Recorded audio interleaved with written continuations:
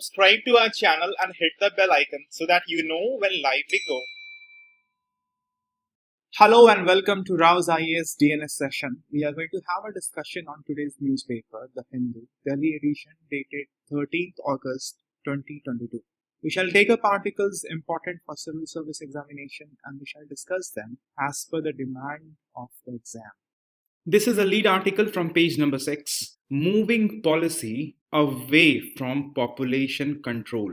The article through various data shows that the population-related problems like poverty, health issues, they are improving continuously in India after independence. And it is not the population which is a problem, it is the issue of fertility which is linked with development. The article sets the context by quoting the data from United Nations World Population Prospect Report. The report forecast India to become the most populous country by 2023. By next year, population of India will become 140 crore. And hence, India's population will become about 4 times what it was at the time of independence. The article explains that because the infant mortality rate is decreasing, but fertility rate is decreasing at a rapid pace. So at this stage of transition of population, India's growth rate is decreasing. So the population growth is slowing down. So in the graph, you will have a convex curvature like this. By 2030, the population will become 150 crore. And according to the World Population Prospect, India's population will peak by 2050 at around 166 crore. And by the turn of century, India's population will decrease to around 144 crore. So the argument here is that it is not the population control measure that's going to help, as you must be reading in newspapers some of the articles that what kind of policy should India adopt for population control. The point here is that population is already under control. The population rate is decreasing, fertility rate of 2.1 has been achieved. But the question now is, what are you going to do with the youthful population? So there has to be a policy shift away from population control and policy towards utilizing the demographic dividend. So we are going to discuss various strategies that India adopted in the past for population control and regarding the present scheme of things as to what is there for population management. We'll begin our discussion with fertility because fertility is a crucial factor that decides the population growth and the developmental stage of the nation. Fertility rate in India has been declining continuously after independence. There are two terms here that you need to be familiar with. One is total fertility rate. Total fertility rate is the measure of number of children born to a woman at the end of childbearing age. Replacement rate is the average number of children a woman needs to have to keep the population at a constant size. Ideally, if parents have 2 children, then those 2 children will replace the 2 parents and the population should be constant. But there are unforeseen instances of accidents, of some epidemic, death due to some disease. So if 2 parents are giving birth to 2 children, then because of some external factors, the population will actually decrease. So to keep the population constant, the total fertility rate must be slightly higher than 2, and that is considered to be 2.1. So the replacement rate is considered to be 2.1. Fertility rate in India has continuously decreased. In 1950s, the fertility rate was 6. In 1960s, it reduced only marginally to 5.9. Despite massive push for family planning during 1960s and 70s, including the forced sterilization program Nasbandi during emergency led to decrement of only 17% in the total fertility rate from 5.9 to 4.9 by 1980. It came down to 3.4 by 1990. But after 1990 till 2015, the decline in fertility rate was the highest, from 3.4 to 2.3. And in 2017, we came down to 2.2. And by end of 2020, we already have achieved the fertility rate equal to the replacement rate of 2.1. And in 2022, the fertility rate has gone below the replacement rate. It is presently 2. So what is the issue when the fertility rate has decreased already so much? The issue is that there is huge difference in the fertility rate from urban population to rural population, from literate population to illiterate population, and there's difference among communities too. So we need to correct those differences in the fertility rate, and for that, what path will we adopt, that we have to choose. Whether that will be aggressive family planning as we have seen from 1960 to 1980, or through punitive measures and coercive actions, or we do it through increasing the aspiration of people and development at individual and societal level as happened after 1990. This graph clearly shows that rate of decrement of total fertility rate is much higher after 1990. This means that development is the best tool to control population. We have tried other things and we have not gained the desired result. We have tried aggressive family planning from 1960, and from 1975, targets were given to the family planning workers regarding sterilization, condom distribution, and intrauterine device insertion. Because of the targets, the family planning scheme became coercive. But in 1994, everything ended. In 1994, UN organized a conference on population and development called as Cairo Conference on Population and Development. In this conference, it was decided that coercive family planning is not going to work, and the target-based family planning schemes were dropped by the nations. But even then, punitive policies were carried on by many states in India. Punishments were given in various forms for having more children than two. For instance, denial of maternity leave for the third child, limiting the benefits of the maternity schemes as well, and in some cases, disqualification for contesting local elections. Till date in India, there are 8 states: Rajasthan, Andhra Pradesh, Odisha, Maharashtra, Gujarat, Uttarakhand, Bihar, and now Assam, which has 2-child policies. Assam is the state with most punitive action.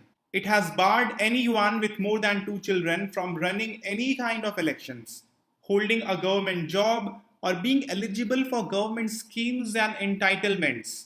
You must also be aware of a private member bill, Population Regulation Bill 2019. This bill calls for punitive action against people with more than 2 living children and making them devoid of any government services.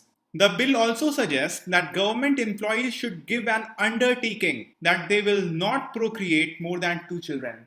However, there are empirical evidence that punitive policies brings the burden of disqualification and disincentives on already marginalized section of the society. That is why National Human Rights Commission's 2003 declaration has called 2-child policy prescription a violation of the principle of informed choice and human rights of the people. According to National Human Rights Commission, there are evidence that 2-child policy has led to desertion of wives, desertion and killing of female children, non-registration of births, non-immunization of daughters, sex selection, and forced abortion. In this context, it is very important for you to be aware of India's stand at the Global Population Summit that happened in Nairobi in 2019.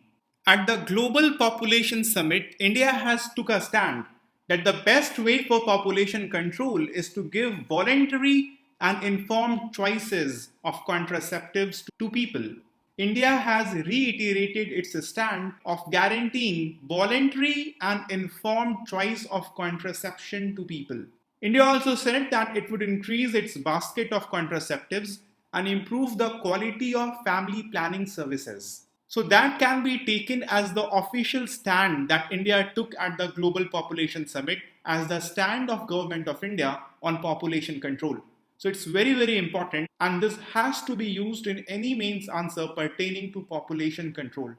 So now we are looking at aspirational revolution. That seems to be the only way out for sustaining population at constant level. As we have seen earlier that after 1990, there was drastic decrement in total fertility rate. And we all are aware that socio-economic condition of people improved at a higher pace. The growth rate of Indian economy was higher after 1990. So socio-economic transformation of Indian society has played a great role in decreasing the total fertility rate and arresting the rate of increase of population. Over this period, agriculture became an increasingly small part of Indian economy. The enrollment rate in school and colleges increased. The per capita income also increased because of increased opportunity in economic activity. So now a farmer does not look at his children and see them as manpower who can help in agricultural activities in the field, but rather the parents are more concerned for sending their children to better quality of private schools and then coaching. So it was the aspirational revolution which caused decrement in total fertility rate in India.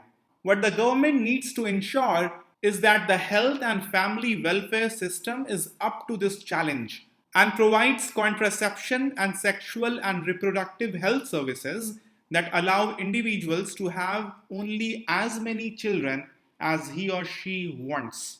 In the final stage of our discussion, we will emphasize more on this section. It is the aspiration and development of the society that actually causes decrement in the total fertility rate and improves the quality of human resource so that a nation can capitalize on the demographic dividend. This is an important aspect that can be asked in the exam. How population is dependent upon development or vice versa? Does increase in population cause increase in poverty and suffering of people? And what could be the best strategy in controlling the population of a nation? For this, you have to have certain data to back your stand. Your stand will always be the stand that Government of India took at Global Population Summit in Nairobi in 2019. And you need to back that stand with the data as follows. The point we are trying to prove is that development is related with the fertility rate of a society. For instance, the total fertility rate in India in the urban region is 1.7. It has gone down from the replacement rate of 2.1. But in the rural region, it is 2.4. And we know the developmental gaps between the urban region and the rural region. 7 states in India have recorded total fertility rate higher than the national average of 2.2. And these 7 states constitute 45% of the total population of India as per the last census. They are Uttar Pradesh having total fertility rate of 3, Bihar 3.2, Madhya Pradesh 2.7, Rajasthan 2.6, Assam 2.3, Chhattisgarh 2.4 and Jharkhand 2.5. These states are relatively lagging in the developmental stage compared to other states. So here once again we have shown that total fertility rate is actually the indicator of the developmental stage of a society. Further, total fertility rate goes below 2, both in rural and urban areas where girls complete schooling, and it reduces even further if they pass college. In Bihar, the total fertility rate is 3.2 and the maximum percentage of literacy in women is 26.8%. In Kerala, which has lowest fertility rate in India, has the literacy rate of 99.3% among women. So this clearly shows that the development at individual and social level is the determining factor of total fertility rate. The relatively well-off states of the south have lower total fertility rate.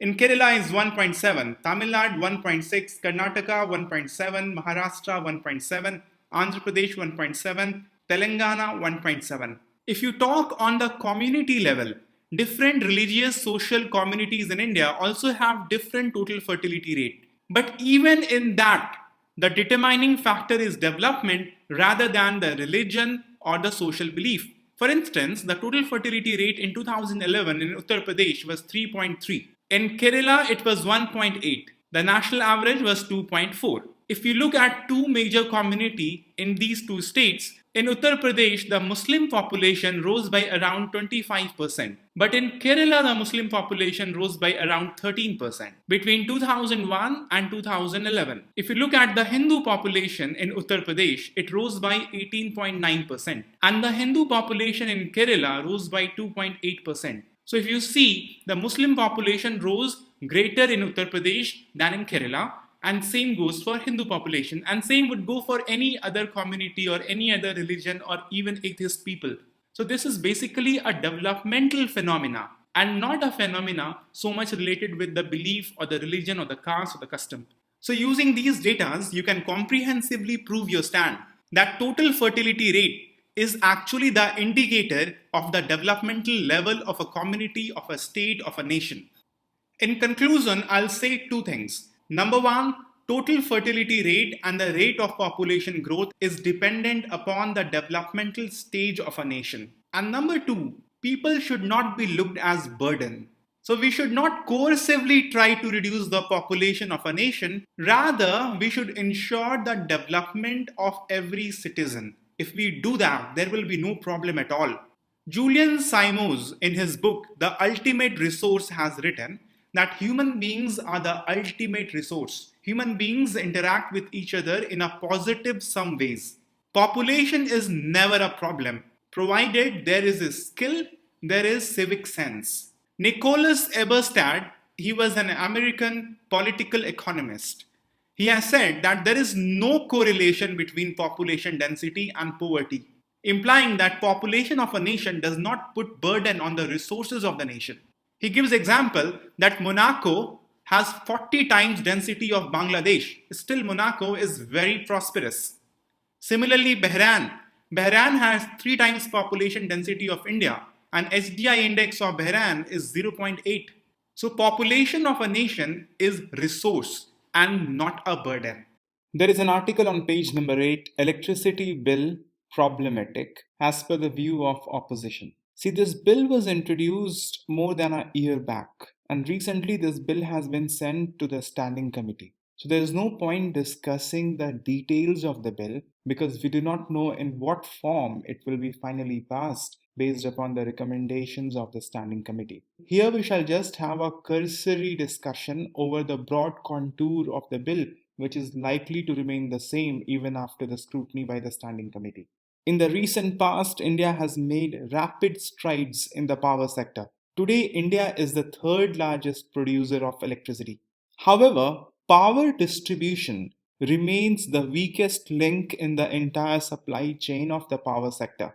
And in the power sector, the distribution companies, called as DISCOMS in the general parlance, they incur huge losses, which in turn reduces their ability to pay to the power generation companies and also to repay back their loans to the bank. Hence, the poor financial health of the DISCOMs, they have huge ripple effect in the economy. Hence, to improve the electricity distribution condition, the government has introduced the Electricity Amendment Bill. The bill basically hinges on the financial condition of DISCOMs. And this topic has been covered in detail in the DNS of 27 July 2022. The general understanding, problems and reform measures to be adopted for DISCOMs, you should be generally aware. Many of the aspects of the Electricity Amendment Bill was already discussed on 22nd August last year. But as I told you, the too much detail of this bill will not get into because this bill has been sent to the standing committee and it is expected that government will make certain changes to the bill before it is finally passed by the parliament. Here we shall see two aspects of the bill. One is to give choices to the consumers. This is termed as the retail choice to consumers. Presently, the DISCOMs, they enjoy monopoly in distribution of electricity. In one area, there is only one DISCOM, and this in turn leads to lack of consumer choice and higher inefficiency. Hence, the bill seeks to introduce competition in the electricity distribution by allowing multiple DISCOMs to operate in the same grid, in the same area. The idea is to operate on the model of telecommunication network. You see, in the telecommunication network, in the same bandwidth, there are various service providers and consumer can choose from a bundle of service providers. Although the idea seems very good, but there will be implementational challenges regarding this because the scenario is not just the same. In the telecommunication network, it is actually the wireless connection that is established between the service provider and the consumer, but here there are wired connection. So there will be huge infrastructural problem because of different mode of service delivery. But you do know that it was the competition that led to revolution in telecommunication sector. Another very important aspect of the bill is renewable purchase obligation. DISCOMs are required to purchase certain percentage of electricity from various renewable energy sources. Renewable purchase obligation. This has been laid down under Electricity Act 2003 and National Tariff Policy 2016. There are two kinds of renewable purchase obligation. One is called as solar RPO, solar renewable purchase obligation, and the other category is broadly called as non-solar. In 2020, government declared that the procurement of power from large hydro projects of more than 25 megawatt capacity, and ocean energy, they will be part of non-solar renewable purchase obligation. Presently, it is the state electricity regulatory commissions that lay down the targets for renewable purchase obligation. The long term renewable purchase obligation targets are laid down by the Ministry of Power in the central government, and that target was set at 21% to be achieved by end of 2022. This 21% was 10.5% from solar and 10.5% from non solar. DISCOMs that exceed this target of renewable purchase obligation, they can sell renewable energy certificates to other DISCOMs who have failed to meet the RPO target. You see, the thing is that the compliance of renewable purchase obligation by DISCOMs are very poor. In last to last financial year, it was only 12.7% renewable power purchase that happened. So the compliance rate was less than 55%.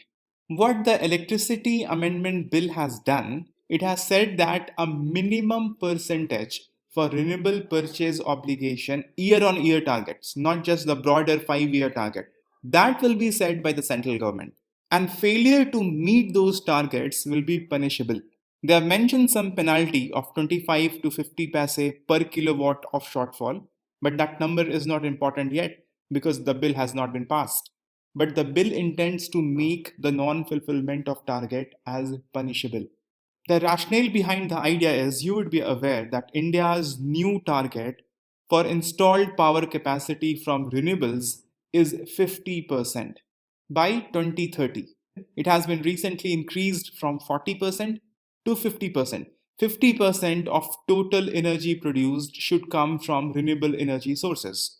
So the government is serious regarding renewable purchase obligation to encourage production from renewable sources. India's power demand is also set to double in next 8 years. So in order to meet the target that we set initially in Paris and then we upgraded that in Glasgow, it's important that renewable purchase obligation is implemented seriously. So the central government want to have a say in this. But there are many concerns that the opposition ruled state governments are presenting. First of all, it is pointed out that this kind of regulation coming from the central government regarding electricity distribution would be violation of federal principles. You see, electricity, this has been mentioned in the concurrent list. So concerning electricity, laws can be passed both by the central government and the state government. However, electricity distribution, that is the responsibility of state government. So, strict regulation, not just the broad guidelines, any strict regulation concerning electricity distribution coming from the central government will be violation of the rights of the states. The bill has certain provisions that the central government can issue license to multiple DISCOMs in a single area. And that kind of governance and regulation regarding electricity distribution from central government will be violative of the federal principle. There are other concerns that when you allow multiple DISCOMs to operate in the same area, that may lead to replacement of public sector monopoly by private sector monopolies, where a single large and deep-pocketed private company may come in to control the electricity distribution in the area. There is another problematic provision in the bill concerning differential distribution. The thing is that only government DISCOMs will have universal power supply obligation. Therefore, it is likely that private licensees will prefer to supply the electricity in profit-making areas to industrial and commercial consumers. It is also the concern of many that the profit-making areas will be given to private DISCOMS, and government will snatch those areas from the government DISCOMS. And hence, many are saying that it will lead to privatization of profit and nationalization of loss. The state of Kerala, you must be aware, has brought a resolution against the bill in their legislative assembly. Then there are certain concerns that the farmers and poor consumers may no more get subsidies on electricity. Increasing the number of private players, doing away with the monopoly of government DISCOMs may lead to job losses in the state-owned DISCOMs. Although government has clarified that no such thing will happen, and the minister also has said that the state's power to regulate DISCOMs and to provide subsidies will not be altered. And they also have agreed to send the bill to the standing committee. The standing committee will not scrutinize the bill. It will be reintroduced. More news will come on this, and we'll see the final shape and form of the bill before it becomes an act. Once it becomes an act, only then you should memorize the specifics of the bill.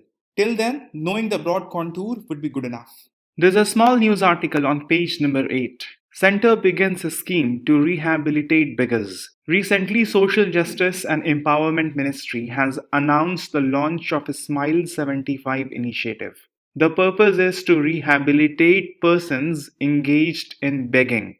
This Smile 75 initiative is part of larger Smile project of Government of India. Smile here stands for Support for Marginalized Individuals for Livelihood and Enterprise. This is comprehensive rehabilitation and engaging them in the mainstream and providing them with skills and economic support to live a dignified life. The Smile project is in general for vulnerable section. Smile 75 initiative is for rehabilitation of persons involved in begging in 75 districts to celebrate the 75 year of independence. Since it has been very recently announced, so we do not know the details and the modalities as to how it will be worked out, but the ministry has said that the focus would be extensively on rehabilitation, providing the beggars medical facilities, counseling awareness, education, skill development, economic linkages, and converging their interest with other government welfare programs. This kind of comprehensive rehabilitation is extremely important and relevant to the social justice section of GS paper 2. So let's have a very general discussion on beggary.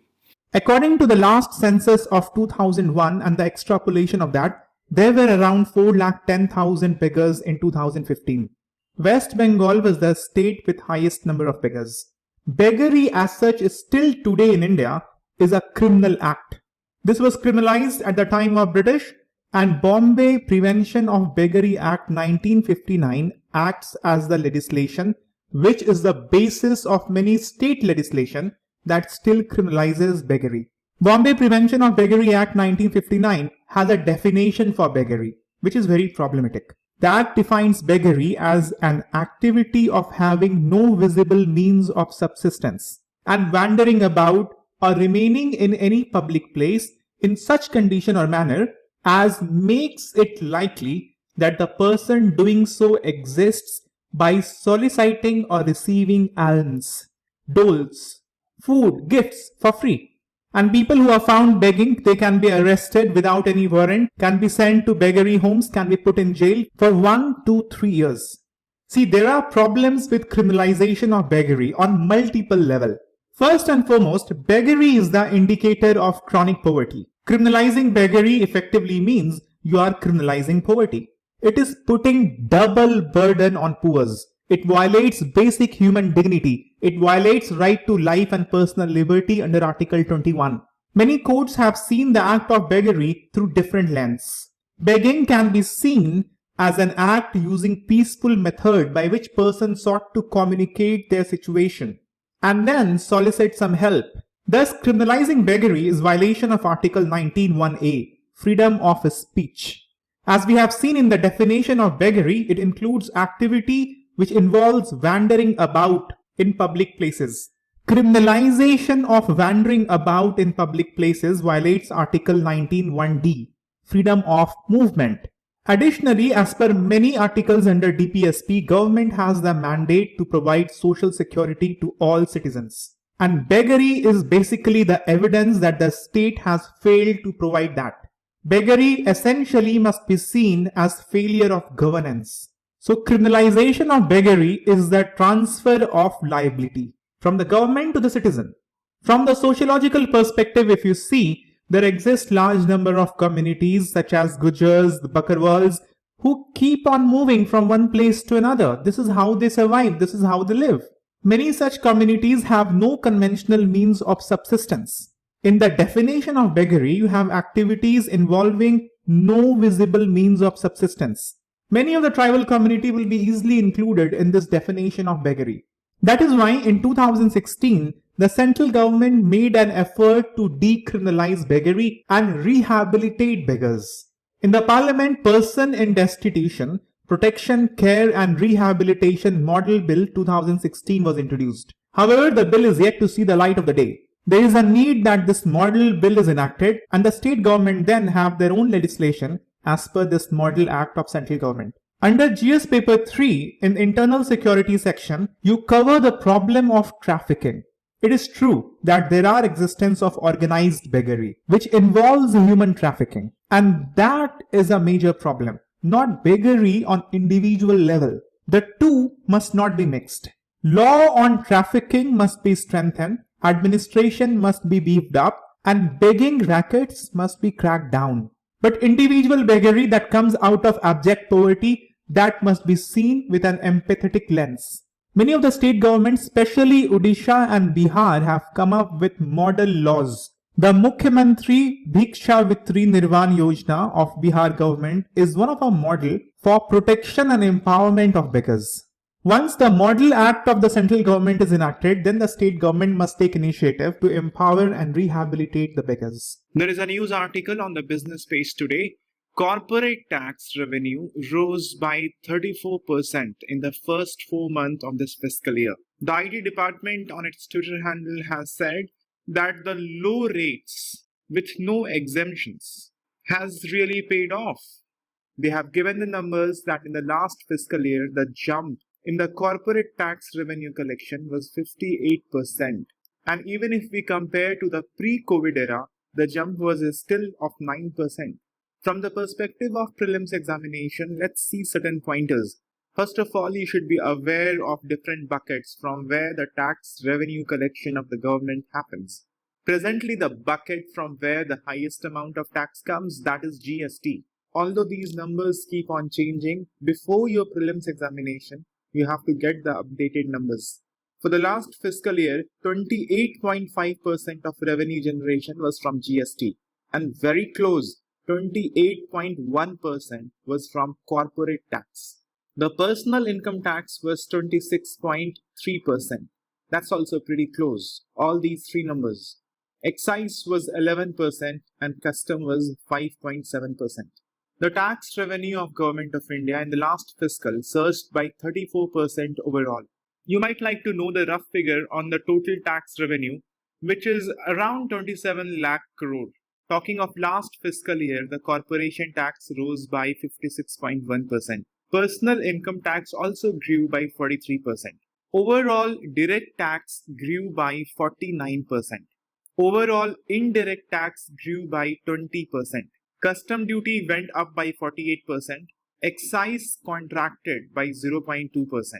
And central GST grew by 30%. You must take a note that direct tax grew substantially more compared to the indirect tax in last fiscal year. The tax to GDP ratio improved to 11.7%, and this has been the highest since 1999. You must have a rough idea that tax to GDP ratio above 15% is considered healthy. In the OECD countries, it's 15 to 17%. Tax to GDP ratio signifies that government's financial management of the country is healthy and things are under the control of government. Direct tax revenue of government is around 6.1% of GDP and the indirect tax revenue is 5.6% of GDP. Tax buoyancy also has improved. The tax buoyancy of India is roughly 1.9. For direct tax, it's 2.8. For indirect tax, it's 1.1. Overall, the tax buoyancy for Indian economy is 1.9. You understand, tax buoyancy is the proportional increase in the tax revenue collection compared to the growth in the size of GDP. It is seen as the responsiveness of tax revenue growth to change in GDP. So if the tax is buoyant, tax revenue will grow without even changing the tax rates. Just because GDP is growing, the tax revenue collection will increase. So tax buoyancy must be more than 1. But it depends on various factors like the tax base, that is the number of taxpayers in the country. It also depends upon the tax rates and the exemptions that the government provides. After COVID-19 pandemic, the direct tax revenue decreased substantially. That's why you're seeing these whopping numbers for the percentage growth in the corporation tax and the personal income tax. The ratio of direct to indirect taxes was 0.9 in 2020-2021 fiscal year. But in the last fiscal year, it has been corrected to 1.1. See, to have progressive taxation, direct tax must be more than indirect tax because indirect tax is paid by everyone and equally. So the burden is shared equally both by rich and poor. But direct tax burden, since we have a progressive taxation system, is more on rich than poor. So direct taxation must be more than the indirect taxation for equity, justice, and welfare nature of the state.